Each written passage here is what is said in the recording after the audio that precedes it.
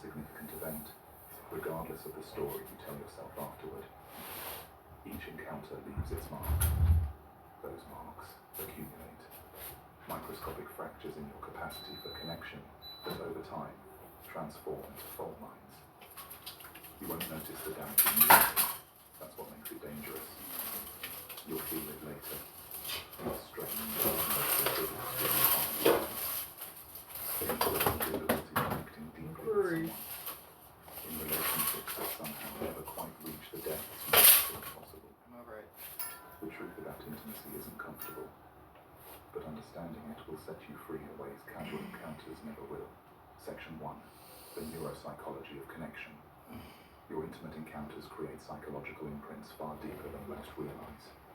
Dr. Helen Fisher's groundbreaking research at Rutgers University revealed that what we experience as chemistry is actually an intricate psychological attachment process. During moments of deep connection, your mind forms cognitive maps of the other person, not just their physical attributes, but how they make you feel, the emotional landscape you enter with them. These maps become reference points for future connections, often unconsciously guiding you towards similar patterns. When you dismiss an encounter as meaningless, you're ignoring this powerful psychological mapping process that continues regardless of your conscious framing. The psychological concept of state-dependent learning explains why intimate moments create such powerful memory imprints. Experiences encoded during heightened emotional states become... Let me guess. You're thinking about going to therapy. And as a therapist myself, of course I'm going to say that's a great idea. But first, let's talk about the things they don't tell you. First of all, you're going to say, I'm fine.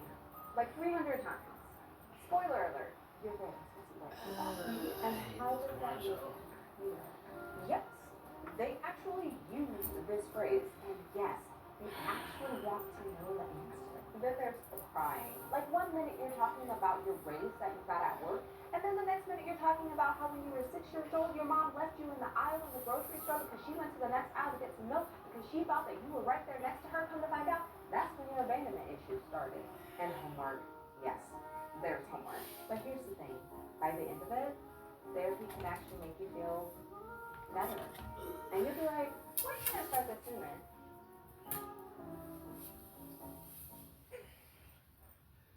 Reference points for how we understand similar situations in the future. Intimate encounters create somatic markers, psychological associations between certain emotions, sensations, and interpersonal dynamics. These markers become unconscious guides, leading you to recreate familiar patterns even when they cause pain. The more these patterns repeat, the more deeply encoded they become in your psychological framework. Swiss psychiatrist Carl Jung identified soul fragments that form during moments of deep connection.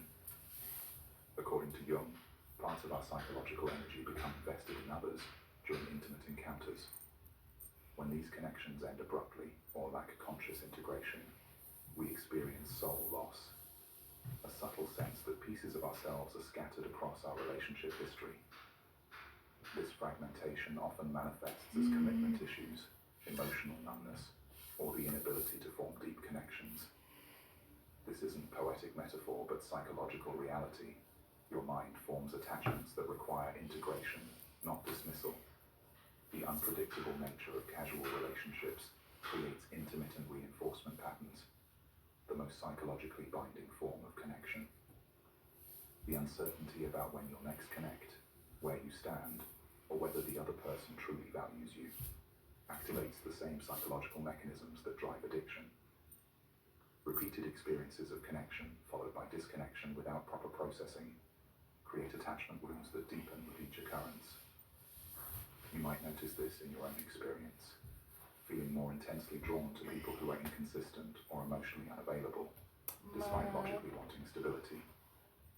Intimate moments create psychological expectations, even without verbal commitments. Your psyche